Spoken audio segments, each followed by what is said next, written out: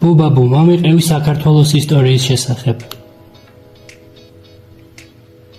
რამ მშვენიერია, რომ საქართველოს ისტორია ასე გაინტერესებს, ჩემო ძვირფასო. ეს ხომ ისეთი საინტერესო და გრძელი ამბავია, თებივით მაღალი და მდინარეები ვითხრმა. მოდი, კიდევ ერთხელ გავშალოთ მისი ფურცლები და ჩავყვეთოთ წარსულში. სადაც უამრავი თავგადასავალია ჩამალული. იცი, საქართველო ძალიან ძველი ქვეყანაა, მისი მიწა უამრავ საიდუმლოს ინახავს, ჯერ კიდევ იმ დროიდან, როცა დედამიწაზე ყველაფერი სხვანაირი იყო. ათასობით წლის წინ აქ უკვე ცხოვრობდნენ ადამიანები, რომლებიც ჭკვიანები და შრომის მოყვარეები იყვნენ. მათ შექმნეს პირველი პატარა სამეფოები, სადაც მეფეები და დედოფლები მართავდნენ. ხალხი კი მიწას ამუშავებდა, ლამაზ ნივთებს ქმნიდა და სიმღერებს მღეროდა.